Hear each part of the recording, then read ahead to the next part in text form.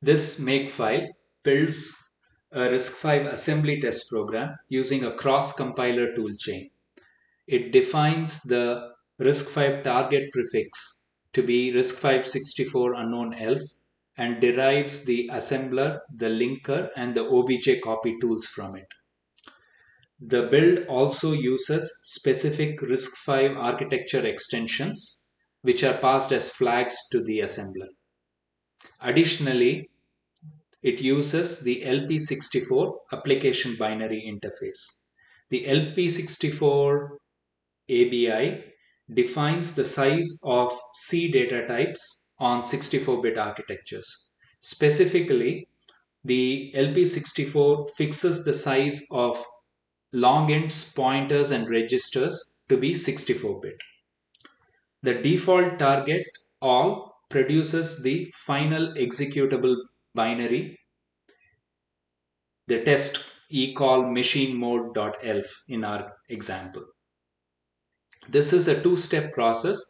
The first step involves generating the relocatable object file from the source file by passing the source file as an input to the assembler with the appropriate flags and the ABI. The output of the assembler is the relocatable object file. The next step is to link the relocatable object file with a custom linker script, test.load in our example, to produce the final elf executable. There is also a clean target which removes the previously built object files and elf files. The linker script configures a bare metal Risc-V program. It sets the output architecture to be Risc-V and the entry point as the _start symbol.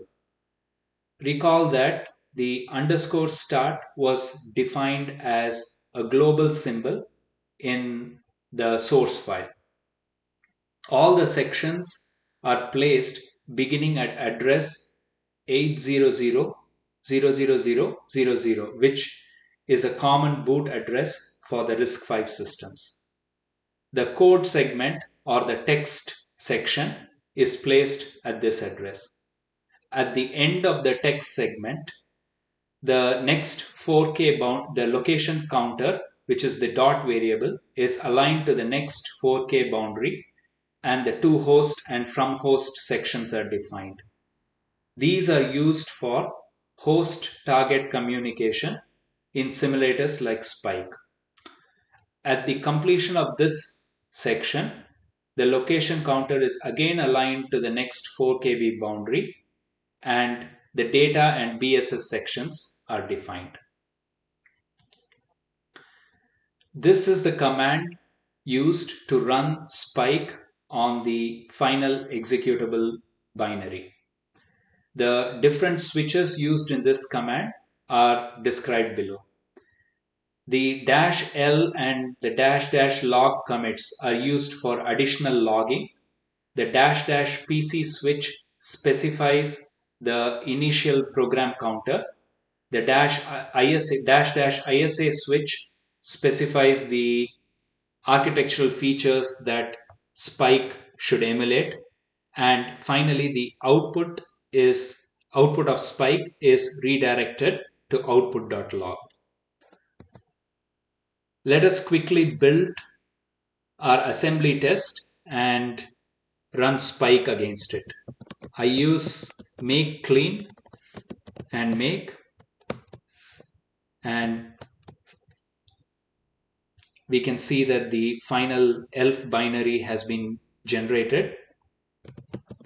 Then I run Spike with the command shown on the screen. After Spike is run, we see the output being available in output.log.